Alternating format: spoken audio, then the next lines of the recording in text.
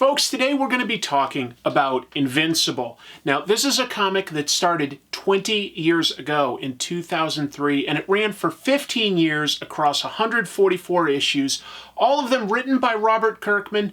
The original artist and co-creator was Cory Walker. Shortly after he started on the book, within a few months, Ryan Ottley stepped in and took over, drawing the vast majority of the issues. Occasionally, Cory would step in for some fill-in issues or some backup stories. It is a superhero book that's a coming-of-age story about a character who has flight and super strength because his father is an alien. That's really all you need to know about the premise, but this is a book that features a lot of twists and turns and never really reverts to a status quo. It keeps changing over time. But what exactly is it that makes it special and cool? Well, today, that's what I'm going to find out with some special guests.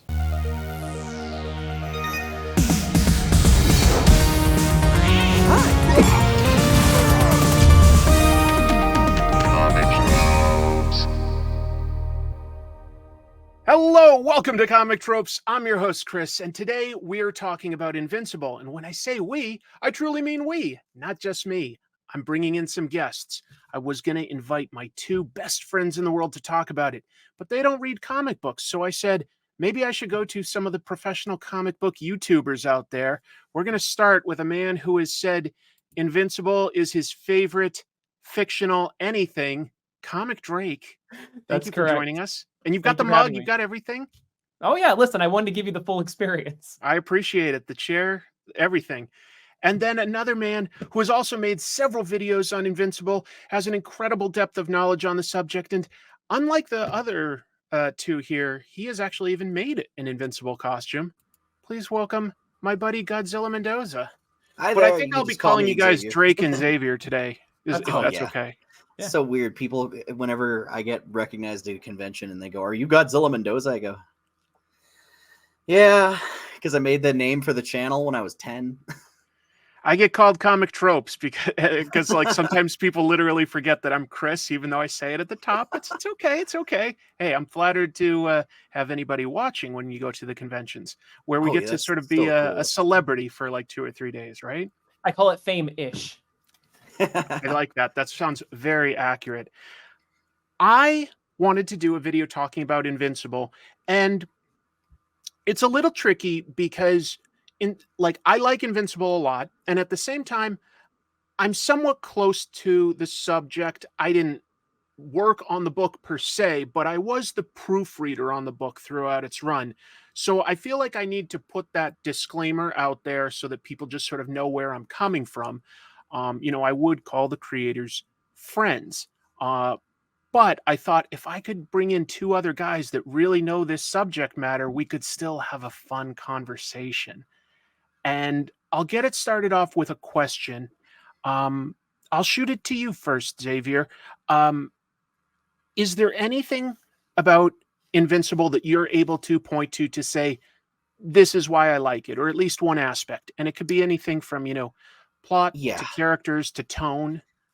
There's a lot of things about it. I mean, I only actually read the whole series just shortly before the first season came out. I think it was 2021. I had heard my dad talking about the book when I was a little kid. When I was like 4 or 5, I remember him talking about it and explaining what the plot twist was. He's like, and then the superhero finds out that his dad is the bad guy, because that had just come out back then.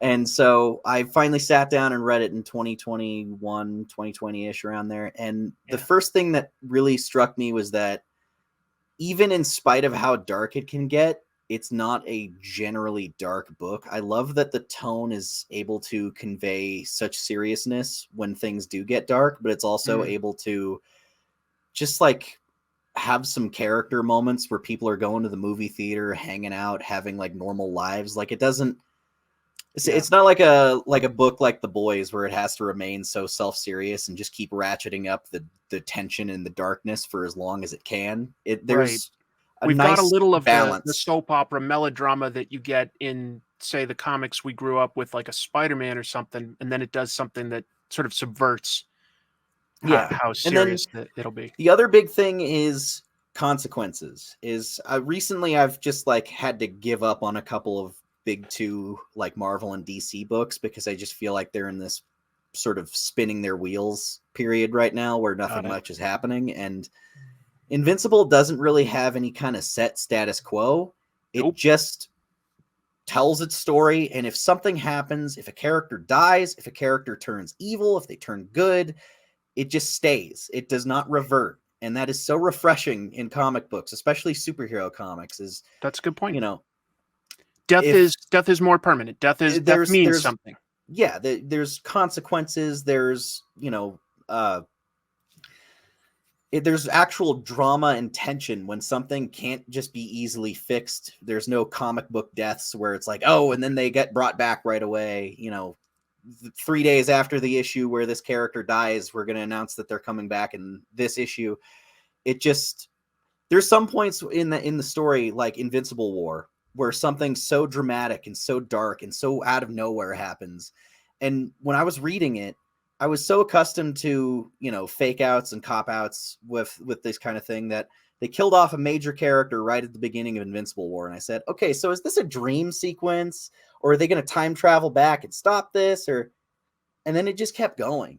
Yeah. And I was like, oh, this is okay. We're committed to this. This is real. That's a good point. And that was like mind blowing at the time, because it was so refreshing to have a comic where that sort of thing happens. I mean, this is a superhero comic that's been out for, started 20 years ago. And at first, just so that if people haven't seen it, teenage guy gets superpowers, super flight, super strength, because his father is an alien, maybe more or less like Superman, except that there is a twist to it and what his father's goals are. But before I sort of lay out too much, I'll give you equal time, Drake. You said that it became your favorite. What aspects was it that spoke to you and made you a fan? It's funny because Xavier hit the nail on the head of exactly why I love the book as well. And I know, Chris, you were worried that it was just going to be us all just agreeing with each other in a big circle. But so I actually got into comics way later than most people. I started reading comics in my early 20s. And after I had first started devouring Marvel and DC, Invincible was one of the first indie books that I gave a shot because I took a recommendation from the guy that worked in my comic shop. And I became hooked instantly. And the big thing about that is that, like you said, Xavier, it's a book that's dark, but it doesn't dwell on the darkness in the way that a lot of like grim dark stuff does. It's been really funny watching through Invincible with my girlfriend because I try not to spoil things, even though she loves spoilers and demands them, but I refuse to give them. But I can't help myself in being so happy about Nolan because he's such a good dad, such a good guy. She's like, absolutely not. Like, no, he ends up growing. It seems like the general thesis of Invincible, especially like how the entire series ends, is love conquers all, and that love is the greatest force in the universe. And I really, really love that. But also it's that sense of permanence as well, because Robert Kirkman's entire bit with Walking Dead is that it's the zombie movie that never ends. What happens next? What happens next? And Invincible is the exact same way. It has the lasting consequences, but then what happens after that? I know we're going to get into spoilers a bit later in the talk. We will. I mean, and one that I'll just like put out right away is Omni-Man has an incredible arc as well. Omni-Man is Invincible's father, who starts off seeming like he's the perfect superhero. He's certainly the most powerful. And then all of a sudden, after several issues, like at the end of basically the first arc, he kills the analogs for the Justice League in a very bloody manner, too. I'll put that one out there. If we spoil anything else, I'll sort of put some time codes in case you guys want to skip. But, I think that since that came out 20 years ago, and it's been about 2 years since it came out on the TV show, that's fair to say, because it's also the starting point for everything. Yeah, it's the inciting incident. Exactly. Where, like, all of a sudden, Mark doesn't have the mentor he thought he would. Invincible is starting out without one. And we learn that Omni-Man has his own path to go on. Could he even be redeemed from doing something so horrible? I would say the average person, no. But in a way, these guys are nearly gods. Mhm. So maybe they sort of operate on a sort of slightly more elevated plane than what we would hold ourselves to. Debatable. I want to push back on one thing though. You guys both talked about how there are consequences. I agree there often are. What about, and I'll bring up the arguably most controversial element of Invincible. About 2/3 of the way through the book, the main character is assaulted. I'm trying to use careful language here. He's Yeah. R-worded by a villain. I would say he went through, a journey recovering from that, but did the villain really ever face any consequences?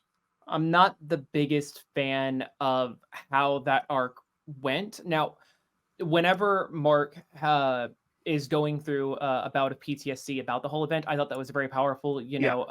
Men being assaulted isn't really something that you see talked about in media, and I think it was handled very, very well. That he is this arguably one of the most powerful beings in the entire universe, and yet this experience left such a scar on him that he was reduced to a crying mass in his partner's arms. And the patience, love, and acceptance that his partner gives him is really nice, and I really liked that. Now, the scene of it all happening, deeply uncomfortable to read. I mean, I get that was the point, and that's fair. Yeah, but and the lasting consequences of that, I think it was handled as good as it can be in the final few issues. Okay. There's a really loving way that they handle that, but as for the character that did the assault, I don't think that was handled in the best way. But also, what could you really do with that? I don't know. I frankly, I'm not a writer. I don't know how you would handle that.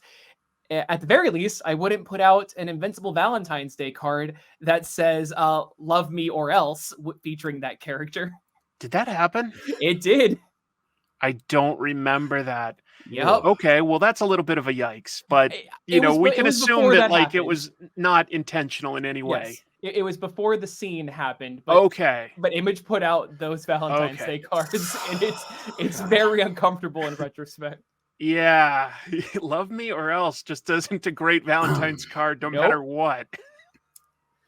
What about you, Xavier? Do you think that there were, maybe aside from that, do you think that there were fair consequences for the villains and stuff? Like did people like D.A. Sinclair, Dinosaurus, Thrag, do they get, their just desserts? Does it end in I liked how everything with Dinosaurus was handled. I thought that was a really cool arc. I liked the way D.A. Sinclair, I mean, if we can get into spoilers, sure.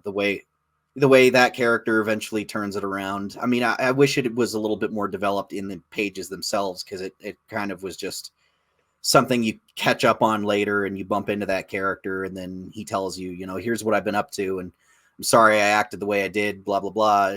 I like the redemption.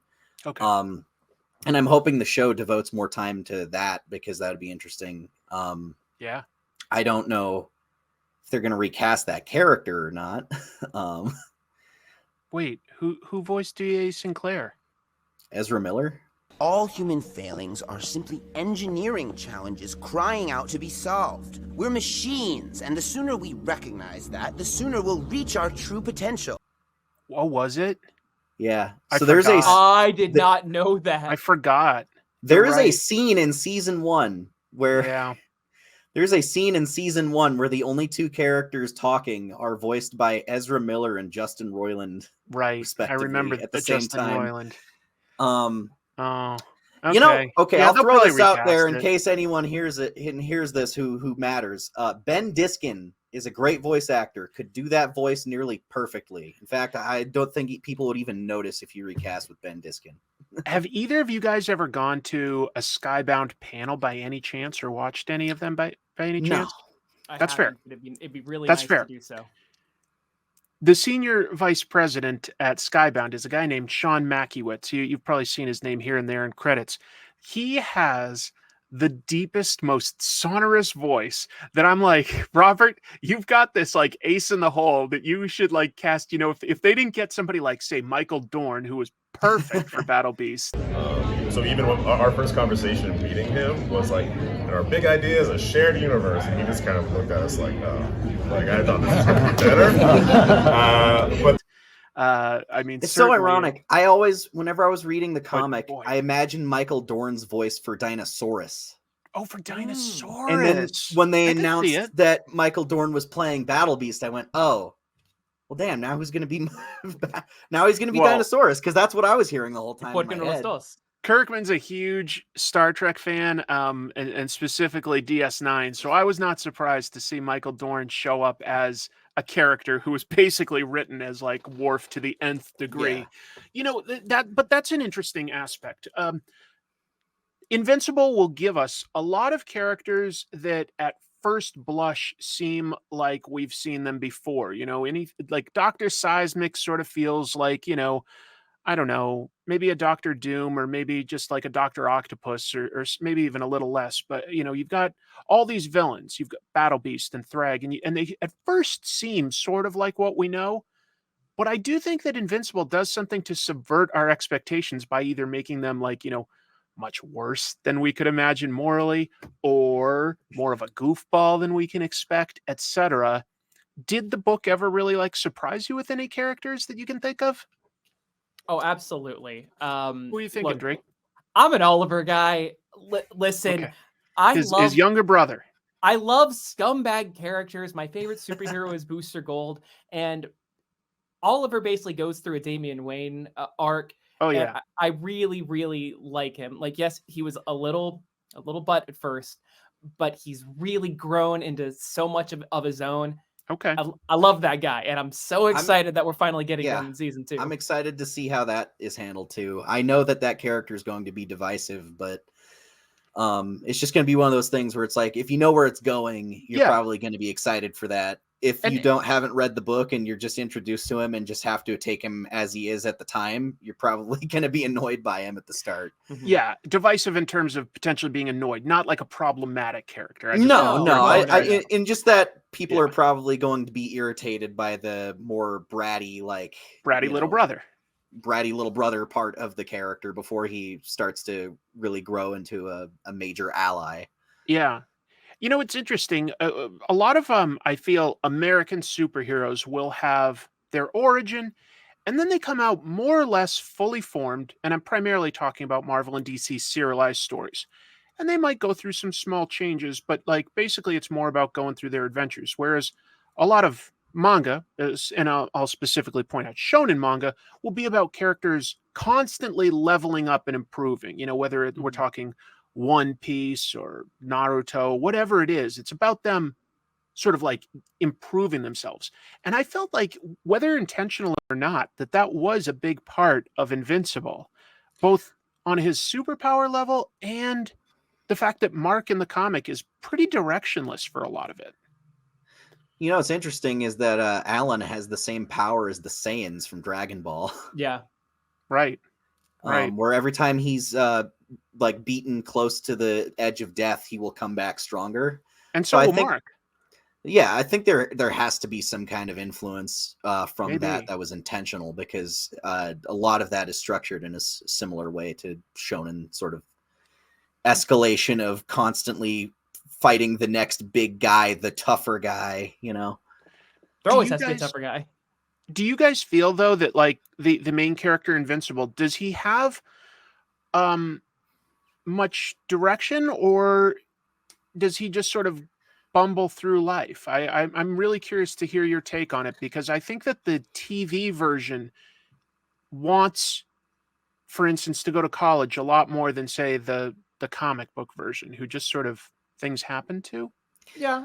Am I right, or do you disagree? What I feel is that it's like he kind of goes back and forth, because there's times where he's just sort of he picks something and then kind of elects that as his sort of status quo, is I'm going to do this for a little while and commit to this. And then something about that situation will eventually change. Like when he works for Cecil sort of as the new gopher because his dad's not around, or when he lives on, you know, the alien city, he's always doing something for a little while. And then something about life will sort of push him to make an active choice to move on from that, either by, you know, saying like, hey, I'm not going to work for you, Cecil, anymore. I'm going to start doing things on my own, or he'll finally go back to Earth. Like, he hits these points where he tries to get comfortable, and for a little while maybe he is, but then he is forced to change things around. And that's kind of what keeps the book so interesting, is that it has these little notches where you can kind of come in sections, and it feels like a status quo, but it will shift again eventually.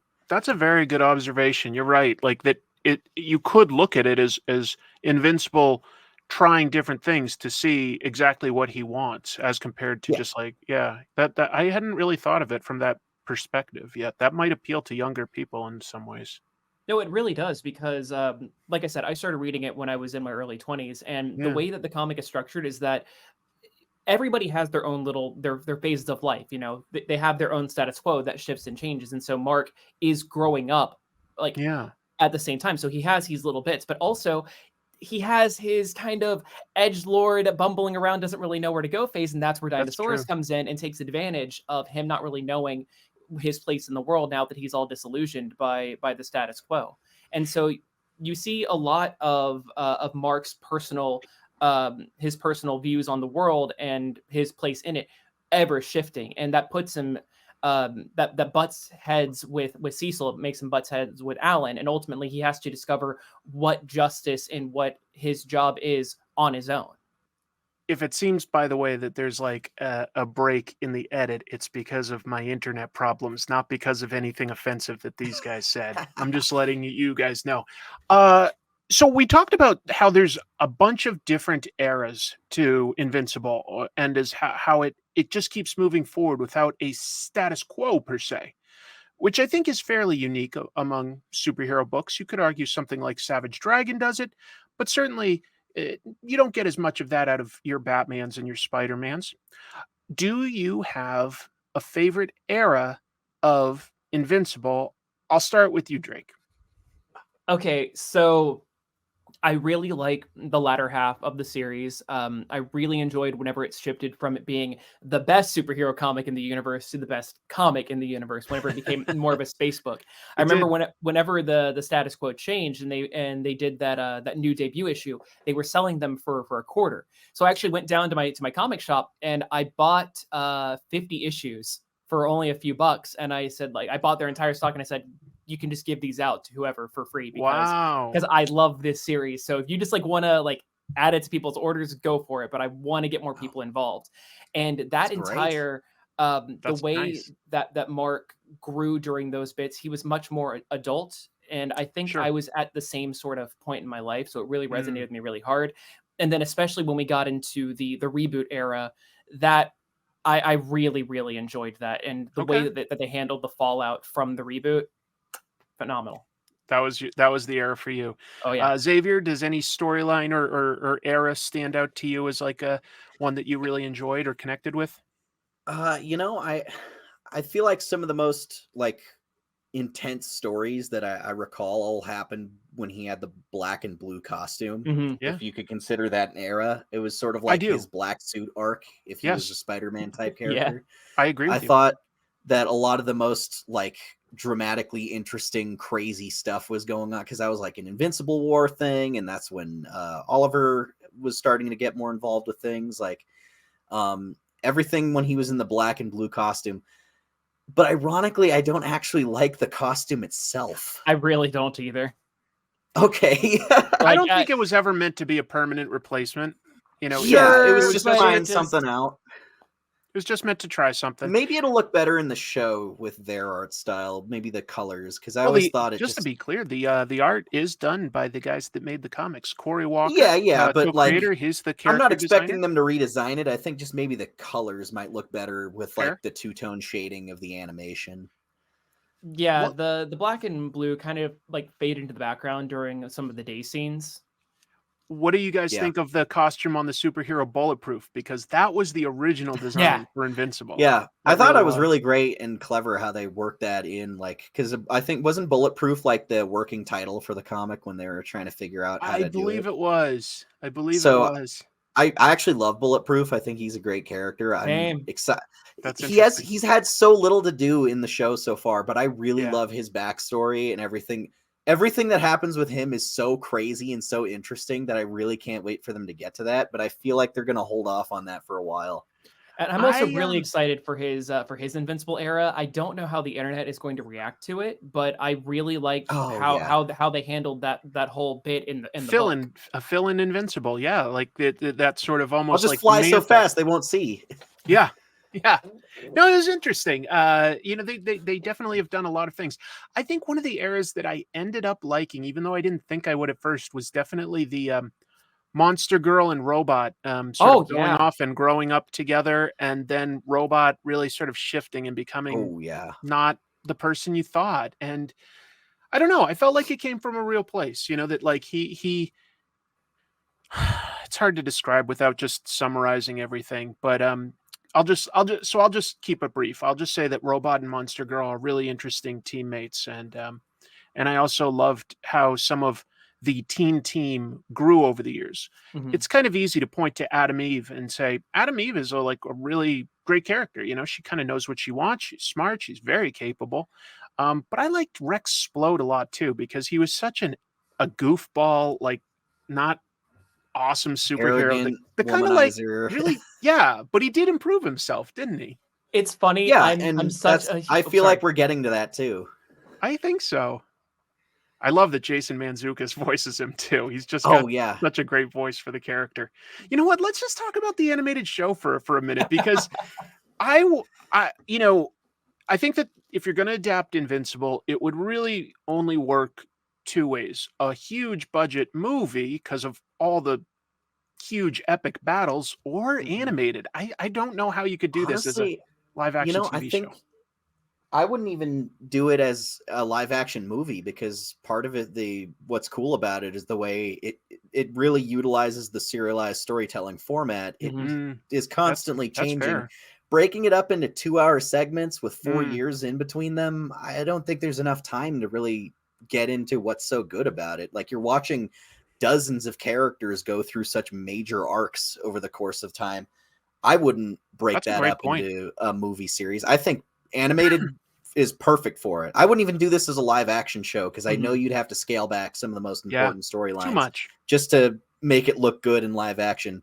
I love that this got an animated show, and I love the response it's getting. I love that it's showing really you can do more adult-oriented animated shows. I love that it even gets the same kind of attention as like a show like The Boys, despite the fact that it's animated. No one even thinks about it anymore. And that's really good, because a lot of people kind of treat animation as if though it's just for kids and not just a medium. So it's been really great just watching it treated the same as live action shows.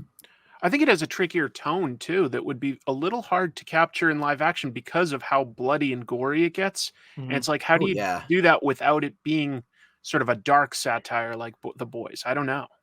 I would never want like it to be in live action. It's funny because I'm not a big It's going to happen. Guy. It will. I'm sure it will, but I personally don't want that. The fight with Conquest is the first and only time I've ever audibly gagged while reading a comic. Oh, Conquest, yeah, like that. That's a battle. That is a battle.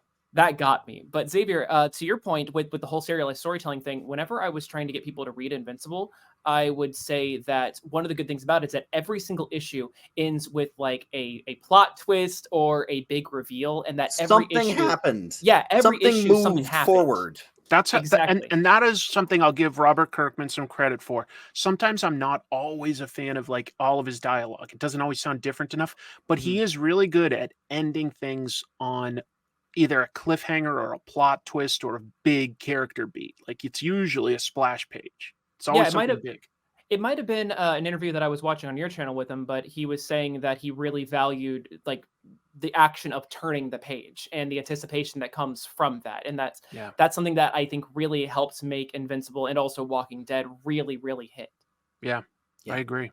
I agree. Like, and after listening to like your opinion, Xavier, it's like, yeah, it kind of sometimes reminds me why comics is my personal favorite medium. Some things work better as comics. And I think, I like the animated show a lot. Turned into a big budget Hollywood live action adaptation with, a $500 million budget to be legitimized as a storytelling piece. Like it can just be a comic.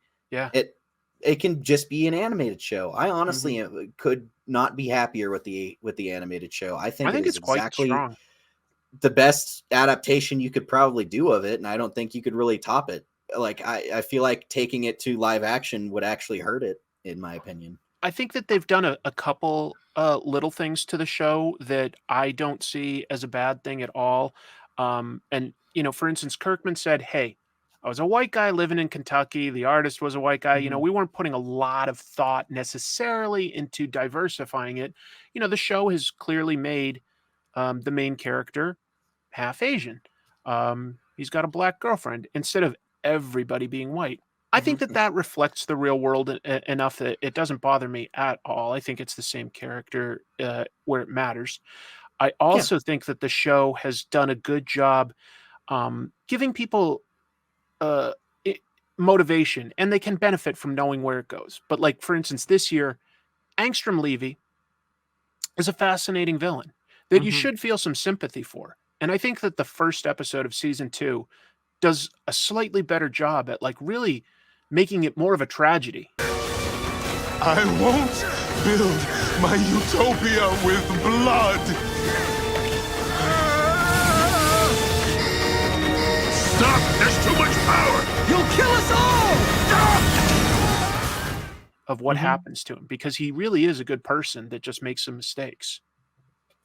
Yeah, I totally agree. I think Angstrom is one of the strongest story-wise characters in the entire series, and the amount of pathos that they like imbued in him in the animated series is great. I like that Kirkman has the opportunity to come and refine some of the things that didn't really work as much in the comic. You know, the way that they handled William's character, for instance, is I think a lot better. Yes, now so much better. The downside with it being an animated adaptation, though, is that they do have to get the plot moving, and so I do wish that we got some more of the time with the smaller characters. That's why I think the comic and the show are equally good, but for different reasons. And I do like, especially early on when you get to see more of Mark's life. I also don't think we're ever going to get a Best Tiger episode in the animated series, which is a real shame. So you're talking about sort of the Guardians of the Globe, some of the spin-off stuff. And I love Best Tiger. I'm curious what they might do, because when Robert Kirkman created, you know, his Invincible universe, he added characters like Brit and Tech Jacket, all sorts of Brit and supporting Tech characters. Jacket. There's also the werewolf, Wolfman, Astounding Wolfman. Yeah. I think that there's a chance that none of them may make it into the show because those rights may be divvied up. Well, I mean, considering what happened with Science Dog becoming Seance Dog, I think there's a chance of that. However, and I know where this is going. I think there is a very strong chance that they might actually do the Marvel team up issue. There it is. I've been wondering I that would because, love like, we that. saw the first trailer for season 2, because I poured over that and I definitely saw that issue, the one that Corey Walker drew where he teams the up with thing that Spider-Man. makes me think above all else, I mean, yes, Josh Keaton is be so listed in the crazy. cast list, and he's a very prominent Spider-Man voice actor. But the other thing is that was not an issue of Invincible on the phone. That was an issue of a Marvel comic published by Marvel. That means that someone had to get permission from someone at Marvel. They should have, did they? They should have. Or was it small enough that they just thought they could? Was it small enough that you can sneak it in? It's Amazon. They're not going to. You can see Spider-Man's leg. That is an identifiable part of Spider-Man. I saw it. I think that they had to get permission for that, and also the way that the rights are with Spider-Man between Sony and Disney right now actually lines up that they could do it. I think. Plus, they're doing multiverse stuff. It's like they know and that the it trailers break have their been very characters. specifically edited to only show you stuff from the first half of the season so far. Have we seen any footage from the next? Have we seen any footage from the next 4 episodes after the break? I don't know. I don't think so. That would be huge if they did it. That would definitely shock a lot of people. Probably bring in a lot of new eyes. You're only going to get one chance to do it. I feel like they would treat it like, you know, maybe we should try it just because. I did see when else are we going to be able to do it? I did see a Geldarian alien in the latest episode, and those are the aliens from Tech Jacket. But showing a Geldarian is not quite the same as obviously like introducing flat out Tech Jacket. Well, but also doesn't Kirkman like he created Tech Jacket. Like that's one He of his absolutely properties. did. He I mean, But he absolutely also did. created same for Science Dog. I know. Same. Does for he Science Dog want and to Science sell Dog. the rights to multiple characters to Amazon for this show, or Right. potentially use just some of the Guardians, like, or and hold on to like Wolfman, Tech Jacket, Brit for other projects? Sure. I don't know, because they all I know cross for over sure. into Invincible quite a Oh, bit. absolutely. Spawn is not going to show up. No, Tech Jacket's a major part of the Viltrumite War. Like, he He's is. just kind of there. I don't feel like he did that much. You can write around any of them if you have You to. could I mean, write it's around about it. Invincible. Yeah, he was. They were don't there know. in such a way that you don't necessarily need them, but like I would it love would be to cool if see they some did of these show up. characters. I would like that. Because I think it makes the You- world a little more interesting that there Oh, are yeah. You people. think Rob Liefeld's Youngblood will show up? Yeah, oh yeah, definitely. Yeah. I want the Dynamo 5, man. Dynamo yeah. 5, they were Fire Breather. He's in that universe. Oh, that's right. That was. Oh my. Yeah. Wow. They made I an think that'd be animated weird. episode of that back in the day. Yeah, and Savage Dragon's been in it. Yeah, there are a bunch of other Image characters, Noble Causes, right?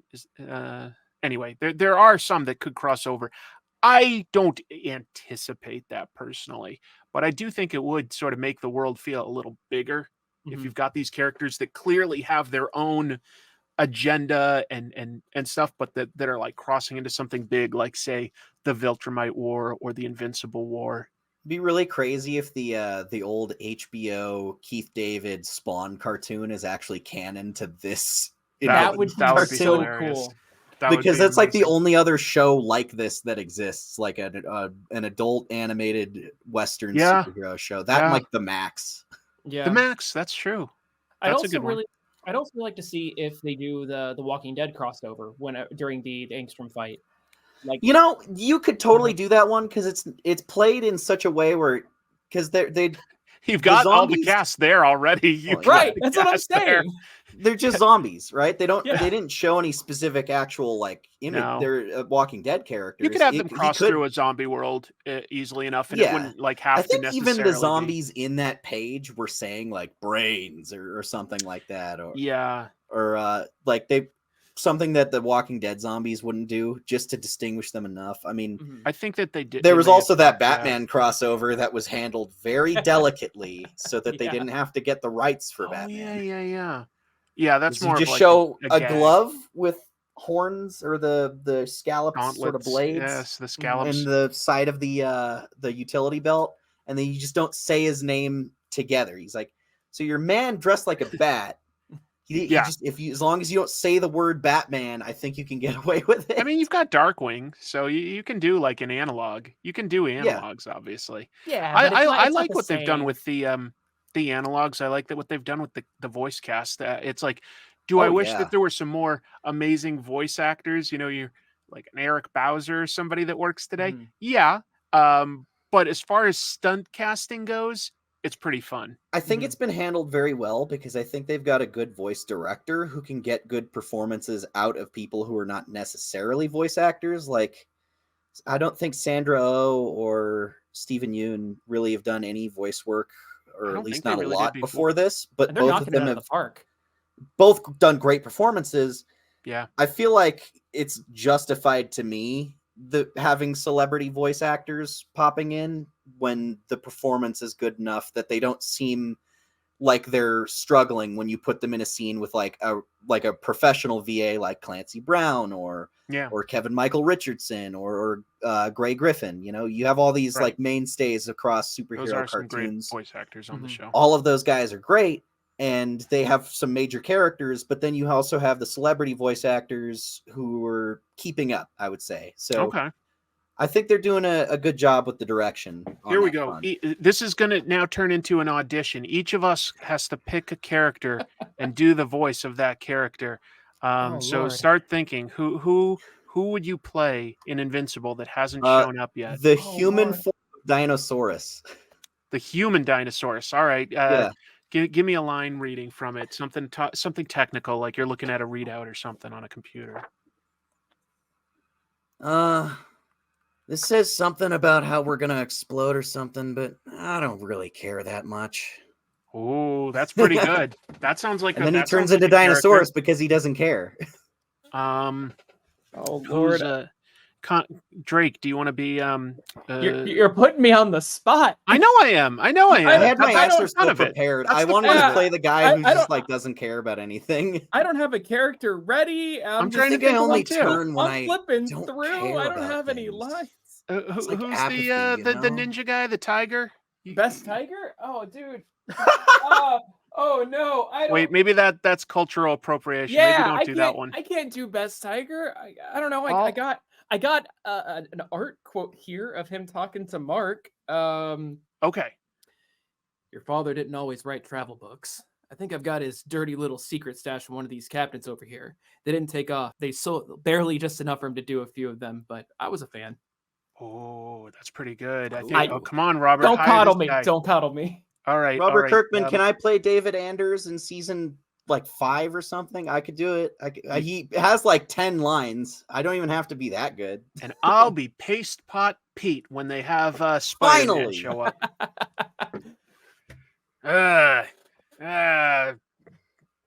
This is pretty sticky situation. Nailed it. 10 out of Just 10. kidding. I wasn't gonna audition. But They that- call but me I'm the glad you guys did. Trapster and nothing else. Hey, in this house we don't use that word. It's always Paste Pot Pete. You know what? I've got one observation. I think that Robert always did a good job at finding ways to have jumping on points while it was running. And that included just like having cheap trade paperbacks, having a reset issue at an even number, or a low price point on an issue every once in a while. I think he did a good job getting people having good jumping on points to the series. It almost felt like he planned it in such a way that it could turn into a TV show very well, because there is natural breaking points where it could feel like an end of a season and a start of a season, just because you wrap up a lot of recurring or ongoing story points right at this moment. And then suddenly, everything's kind of settled down. And then you have this new jumping on point where it's like, this could be the start of a new season. And those breaking points, I feel like, are going to be a guide for the TV shows they're going. You're probably right. I think he was probably thinking a little bit more of writing for the trade, but that can sort of form seasons. Writing for the trade, writing for the season, potato. Yeah. It ended up working out, because I have one of the trade. I have the omnibuses, but I also have one of the first trades, and I realized that it's the first 12 issues, but it's also that whole trade is basically just season 1. Yeah. It's all in there.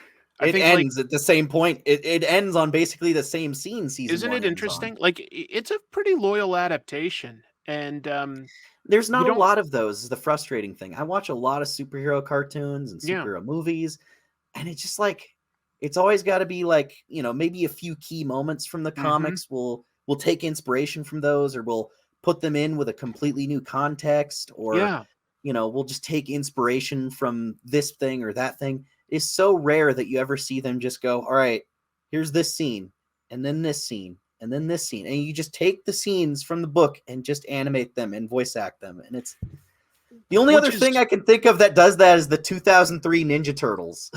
Well, and also manga, man. That's one of the big reasons why. There's so popular. So is that a cultural big thing? Difference between the way Japan and the US views manga and comics. Yep. Is because in Japan I feel like there's this respect, I would say, for there's a synergy as the authors. Yeah, there is. That's true. I think that it's also the fact that it's just the way that the companies are set up. The big publishers, when they get a hit manga, they're like, hey, we own 50%, you own 50%, but we're going to start talking to all these animation studios we know. We're going to talk to the video game developers and the toy manufacturers. It's all going to be the same. You decide to start with a video game and you want to get more, you're going to get the same thing just in comic book form. Now you're going to get the same thing in animation form. And that's just how they do it. And it seems to work very well. And you're right. Over here, we'll get whatever the new Marvel movie is, and we'll be like, oh, cool. They decided to use Ultron, or they decided to adapt the Infinity War, but it's not a 1-for-1 adapting anything. Infinity not even War like a needed 5-for-1. doppelganger, damn it. Yeah, 80% spider, 20% man. That's the correct ratio. And then I need Infinity Crusade. I demand a terrible end to the Infinity story. Yeah. Where is Secret Wars 2 when the Beyonder shows up and gets a mullet? And he needs to learn how to poop, and only Spider-Man can teach him how to do that. And he makes a whole building out of gold. He goes up to Luke Cage and Iron Fist's whole office building and turns it into gold, and then it immediately falls over on itself. Secret Wars 2, not so good. You know, love but comic books we so can make much. these jokes about like something like that, and it's because I feel like in a these jokes are shared- fun when you love comics, but if you don't read comics, you hear these and go, "That's a reason I shouldn't read them." Is I because know, that and it's like, sounds no, sometimes ridiculous." it's fun. No, it's awesome. That's the best part, is when it gets stupid. When you're a It's comic fan, the- you learn to laugh at yourself, and I think that's so Yeah. enjoyable. Because the worst thing about a comic for me is whenever it's painfully average. I love a bad comic as much as I love a good comic. Right. And- I make episodes about bad comics, but I can't just like Everyone loves to make jokes about the radioactive fluids from Spider-Man Rain. Yep. Everyone well- loves to very make well jokes stated. about that. Very well That's stated. like, it's one of those things. But we can make these jokes about stuff from Marvel and DC because as this shared serialized universe, you've got so many different voices. And some of Yes. it sometimes tonally is just way out there. Now, even when we say like, oh, isn't it weird that, Invincible had like a sci-fi arc compared to like, when he was working for the government as a college student, but it doesn't feel tonally that different because it's all the same writer and artist. And Yes. and there is something really strong about that. And I'm glad that the animated version seems to have retained so much. Well, because it is the same writer and artist. I mean, Robert Kirkman writes episodes for the show, and Cory Walker is doing the character designs. So it's still, in a sense, it's still creator owned, even if it's getting adapted. They're still so heavily involved with it. Just like, when I say like the 2003 Ninja Turtle show is Laird was really involved. Peter Laird was really involved in that, and that's why it's so faithful to the book. Is I honestly wish we could get more indie books adapted in this way, where it's just, let's just go through the story. Let's just tell it in a different medium, but just keep it the same. Be cool. Like, because you get so, like, I know us comic book fans, we love our comic accuracy, but how often do we actually ever get it? We get comic accuracy with tiny things, but not the whole thing. I'm not as married to comic accuracy as a lot of people. I like to enjoy everything for as it is because we're comic fans. We're used to big multiverses, and I see every adaptation in its own universe. But at the same time, whenever it is one writer telling their story, they're able to have that level of consistency, which we can see with the Netflix adaptation of Sandman. It's pretty faithful to the comic, and I imagine that it's going to continue down the same route. And that's because Sandman has a specific beginning, middle, and end in much the same way that Invincible does. See, for me, it's all about the personalities. You can change the structure of the events, or like, this character does that, or this took 6 months versus 2 days. Like, you can change all the structure and plot. I mean, plot is just the organization. I just want the characters to act like themselves. If their personalities are the same, then that's the only comic accuracy that I think really actually matters in the end. I tend to agree with that. I think that, though, there are cases where sometimes something does get improved. It's rare. I would say most of it, like at least 80%, maybe 85% of the time. Personally, I'm going to recommend the comic to people. But there are some things that I think have been an improvement. And I think somebody like Mark Miller has lucked out, because I think Old Man Logan a little bit turned into like Logan, much better movie. Kick-Ass, much better movie than a comic, in my opinion. Again, Wanted, more entertaining. Ultimates. Kingsman, definitely more. The ultimate animated films, I think that, generally, I think he's lucked out with better adaptations than his source material. Even Super Crooks, he was even pretty involved in that. It's an anime based on I didn't see that. The 4-issue arc. It's on Netflix. Okay. It's 13 episodes long, and the 4 issues that were the comic actually make up the last 3 episodes, and the rest of that is just new material to be like a prequel. Okay.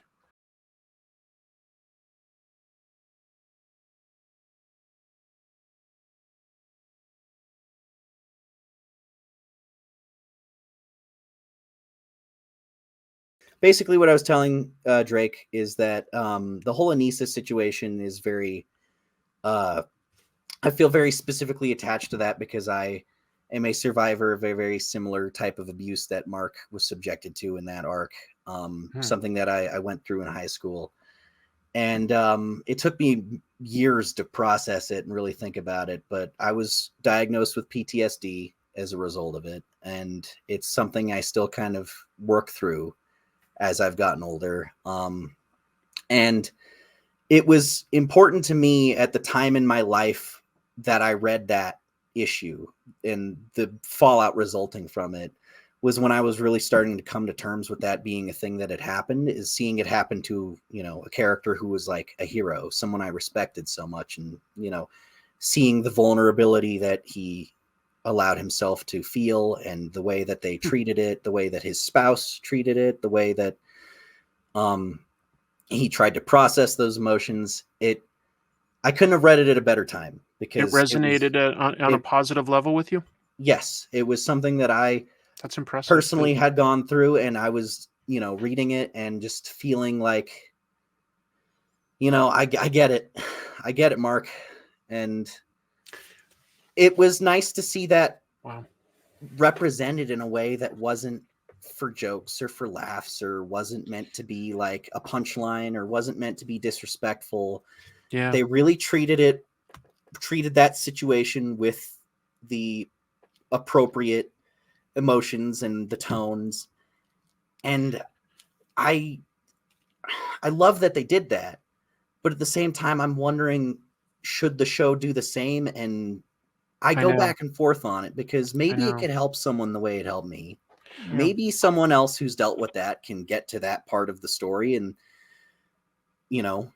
I've been thinking about it would that. Help them have those conversations with themselves or someone else. There could be positives coming out of that. Sometimes you just need to shine a light on something.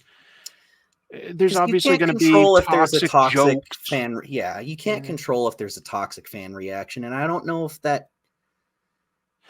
I'm not looking forward to it if that is a thing, but I don't know if you should necessarily let that be a driving force in the decisions made creatively with the show. Yeah. Before even that, in the comics, once Omni-Man leaves, his wife, Debbie, starts drinking, and the comics never really resolved that. They've already hinted in the show. We've seen Debbie was drinking and, had a friend come and visit her. So they may be handling that a little different. Sometimes this is what I think can happen with an adaptation is you have the advantage of knowing the end point. And so retroactively, if you're doing it again, you can think how to portray that possibly a little better. Yeah, go through it with a little bit more of a light touch. Yeah, the characterization of Debbie is a lot better this time around, which is something that I really, really like because she kind of just became like a bit of an annoying wine mom in a way. And there wasn't a lot to her. Yeah, and it wasn't even, you felt bad for her, obviously, but she wasn't as quote unquote likable. She very much just seemed a bit more one note as like, oh, the embarrassing mother. But they've really imbued her with like a better sense of a pathos in this, and I think that's going to be really helpful. They've even already changed like a really crucial scene is when he gets home and sees her crying and drinking. In the comic, she says, "Why did you have to fight him? Why did you make him leave?" And that seems just like a really weird, it makes him feel guilty. Why would you put that on him? I know. I'm glad that the show decided to change that at least, because I think that would put a lot of us against Debbie as a character to have her say that, I already feel like they're going through things like that with a little bit more sensitivity. And it's so subtle. And a little bit more respect. I think a little nuance can make some of these characters even a little bit more likable. If I were to suggest a change for the Anissa thing, have Omni-Man actually find out and have him react very negatively, because I feel like even the most toxic part of the fandom loves that character and sees him as like, oh, he's a big macho, masculine, manly man with his mustache and his muscles. And if he found out that that had happened to his son and got like really mad about it, and that character was the one who kind of like meted out the like, how dare you, this was awful, why would you do that, get out of my sight kind of thing, I feel like that would at least maybe have a couple people look at it from that same way of going, yeah, that wasn't okay. Yeah, that was a terrible thing. But in the comic, you know, he goes, what'd you do to my son? And then Mark tells him, she didn't do anything. Just ignore it. Let's move on. I would like to see Omni-Man as a character be the guy who actually has to confront her about that. And like, that would be a good character beat for him potentially. It's yeah, a tricky scene to being a handle. protective. It's being a protective dad, like looking out for his son, and like not necessarily punishing, but at the very least, like having a real conversation about it with Anissa. Like I'm sure he'd be very upset. Yeah, but no one ever really talks to her about it. No, like that's after the only that thing happens, no other character really ever. There's no resolution. There's no resolution, and I feel like that would be needed, and I think it would be kind of a cool moment if they used him for that. That's the only suggestion I have. Yeah, I think Omni-Man is an interesting character because, yes, it has attracted that toxic fan base in the same way that, like, Homelander and people that don't understand that he's the villain of when they're only half paying attention. Yeah, the people who think Homelander's an awesome character, and it's like he's not an anti-hero at all. The fact that both of them are in Mortal Kombat tells you everything you need to know. And so I'm interested because I really do like Nolan as a character so much, and that I do think that I think the toxic side of the fan base isn't going to handle his redemption well, because they're just like, oh man, he just got like, I miss him back when he was killing people. Yeah, but I do think that maybe this, like, as people like are watching Invincible when they are in their like late teens, early 20s in their edgelord era, that as like a few years down the line when we get to that point, I really hope that they mature alongside and see the healthy growth, because that is like what I think that growth is like one of the important parts of Invincible. You know, the ending is a little fascist, of like we're the good conquerors, but still the fact that it's all about love and personal growth, I think is important. And I really do hope that message isn't lost on people. I hope that seeing this character that they identify as like the big, strong macho man who is just using his power to dominate others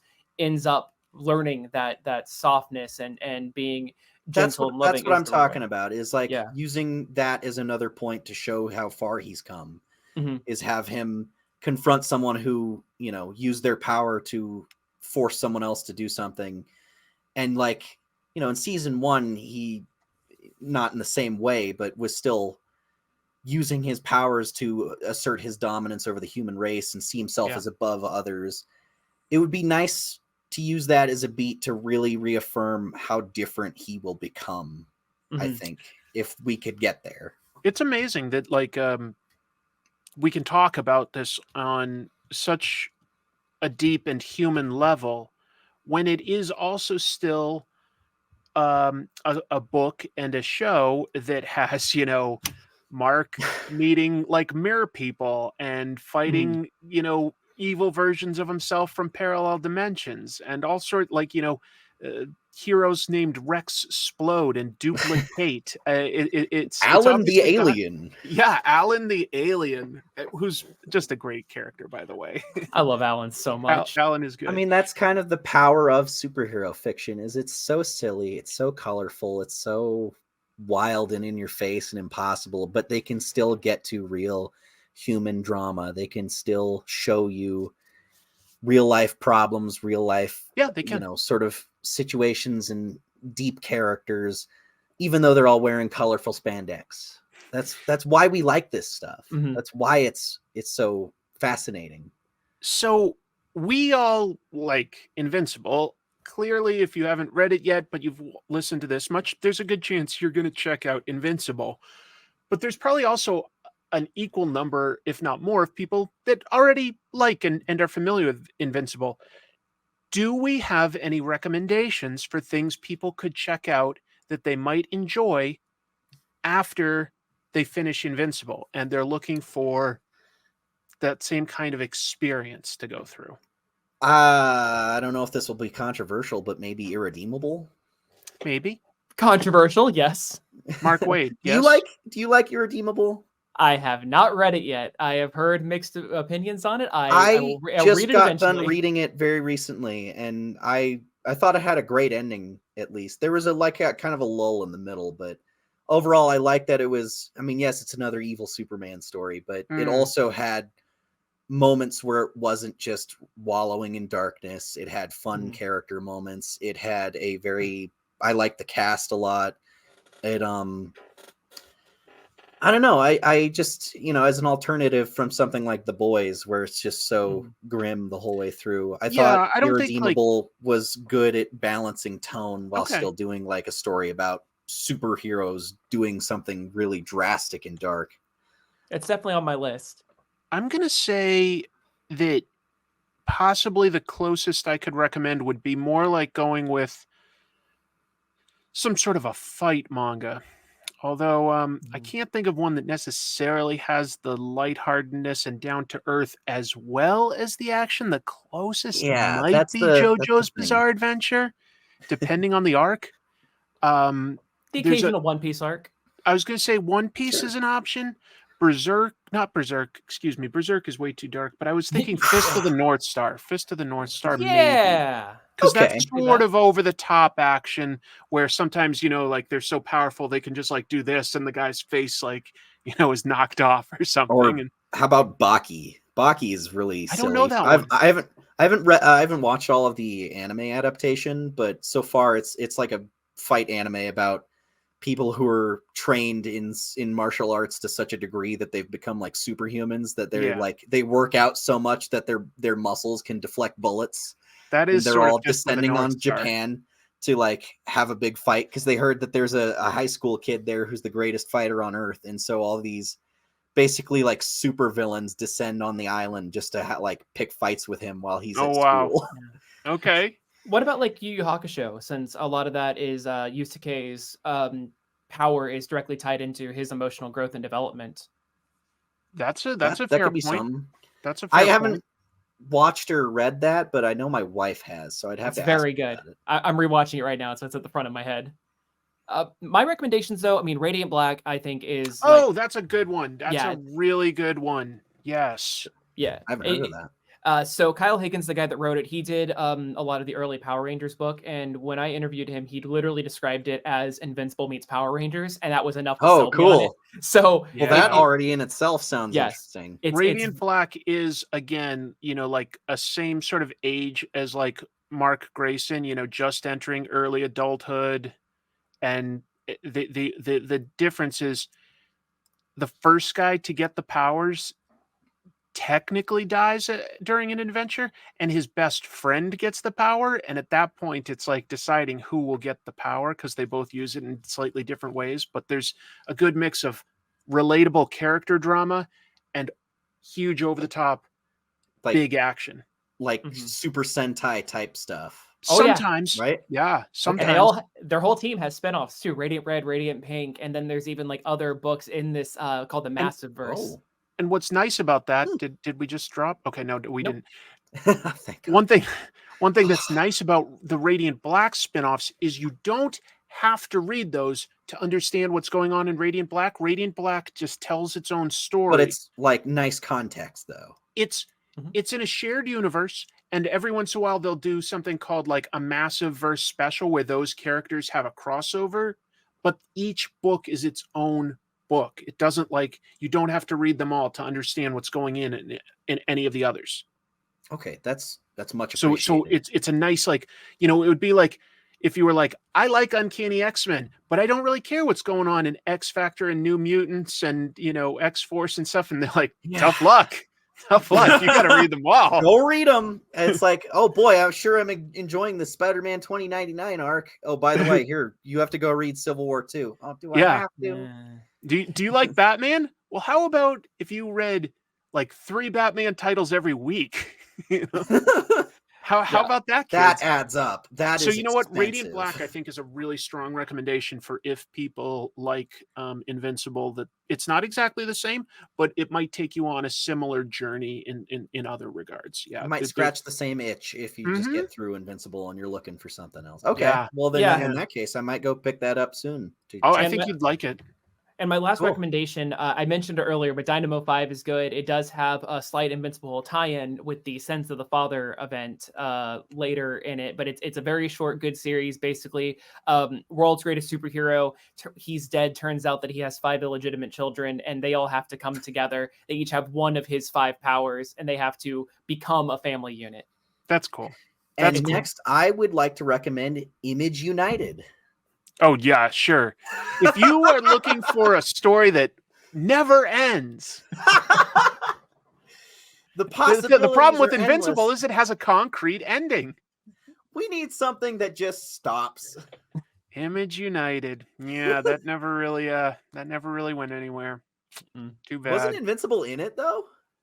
Robert was writing it, so that's possible. It was so long ago that the in last issue covers. came out. I can't even remember it. I think I remember at least Invincible was in one of the covers and was in Ottley style at the time. It's possible. You know, it's funny. Brian Ottley definitely evolved very quickly as an artist in Invincible because his first couple of issues, you know, that was the first technically professional gig he had, and he was trying to duplicate a little bit more of what Cory Walker drew like until he went in his own way. But if you look at his sketches that he was posting before that, they were even more cartoony and over the top. So Invincible was good for him for, like, you know, focusing on fundamentals and stuff. He sure can keep up with a deadline. I mean, that was a long run to be doing a monthly book. Brian Ottley's artwork, nice guy too. I can't say enough nice things about Ryan. If you get a chance to talk to him, tell him I love that cover that he did for the new Transformers run over at Skybound. Okay. Or Image. Yeah. That Transformers cover is so cool. It's Optimus Prime punching Starscream apart, and it looks like Invincible. Everywhere. It looks like Invincible gore. Yeah. But it's with robots, so it's not gore. But it's so detailed and it looks so good. Yeah. I love that cover. Yeah. He and Robert made for a really good team. You know, before they ever worked together, I can remember back around, I don't know, maybe 99 or 2000, like Robert was like always telling me, he's like, you got to write a comic, Chris. Get that Ryan Ottley guy to draw it. You know, he looks like he could go places. I was like, yeah, if I've got an idea, I'll do that. And then a couple years later, all of a sudden they're working together. I was like, oops. You guess Robert's always had an eye for talent. That's for sure. All right. Is there anything we're forgetting that's important to Invincible for people that have not read it? I don't think so. But is there something like Invincible related you wanted to say? Like, oh, you know, I dressed up as Invincible and, you know, had an adventure where I stopped a crime at a grocery store. Yeah, Xavier. This is the perfect time for me to tell that. Hey, I didn't wear that anecdote. costume. I made it for my friend. Yeah, that was impressive, by the way. Tell you what, let's do plugs. Since we're mentioning this, what we're talking about is Xavier has done a couple videos about Invincible, and one of the most recent, just about 2 weeks ago, he just sort of press ganged his friends into impromptu making an Invincible cosplay costume. Yeah, because my friend is a skinny guy with black hair, and I was like, you'd make a great Invincible cosplay. And then we had the idea for it, and then he had to go home on a flight because he was staying over. Him and his girlfriend were both visiting for like 2 weeks to hang out for my birthday and Pop Culture Con in Denver, or Fan Expo, I guess it's called now. And I over the course of 2 or 3 days of just straight working and then just stopping to sleep, we put together a whole Invincible costume just so he could put it on and wear it for a short photo shoot the night before his flight went home. Hilarious. And it was a pain. It didn't hold together very well because we rushed it in some spots, but it sure looked good on camera for the hour that it was together. Absolutely. That's all that matters. Absolutely. So your channel is Godzilla Mendoza, correct? Yeah. Anything else people should know or look for you? Am I missing anything? I'm actually going to do a review of Super Crooks soon, so go watch that. Okay. So yeah, since it got brought up. Subscribe to his channel. hit that notification bell, because all of us are dealing with this thing where sometimes people are subscribed and they still won't get notified about your I videos. hate getting those comments. Oh man, I didn't Crazy. even know you uploaded this 3 weeks ago. I just Mhm. found this. I'll shoot it over to you, You Drake. guys get those too? Oh yes, buddy. Oh yes, constantly. buddy. Where can people find Mr. Comic Drake? Oh, at youtube.com/comic Drake, where I talk about comic books. So my name is Drake. It's exactly what it says on the tin. Otherwise, you'll probably see me in Fortnite whenever I kill you, and then I'll be doing a taunt on your dead body with the new Invincible skin that I'm excited to get. And I think that this guy down here maybe can get like some sort of. Don't you have a sponsorship? Oh yeah, use my creator code. Yeah, I have the. Hey, no, Fortnite use my creator code. Do you have a creator code yeah. too? Yeah. Oh really? You guys both have creator codes? Yeah. Yeah.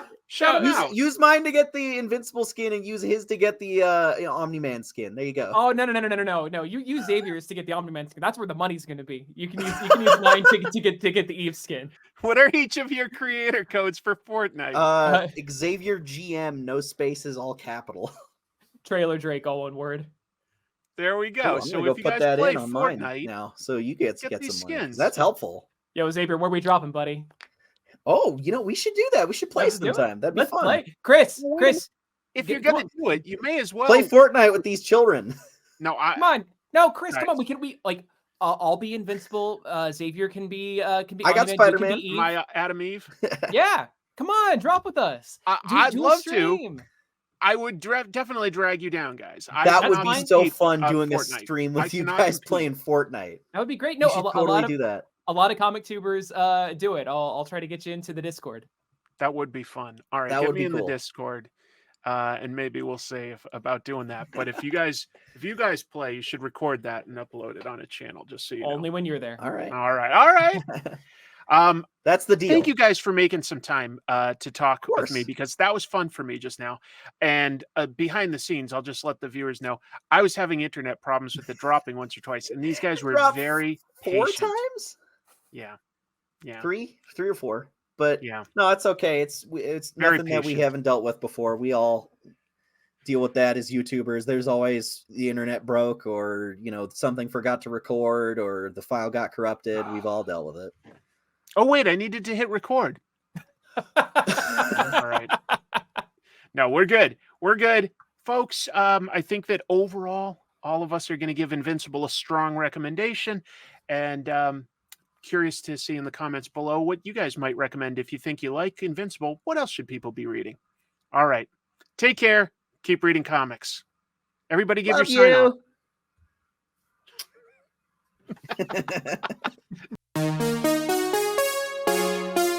Oh no. We made it. Oh, that was the shortest one. We were about to trash on the boys.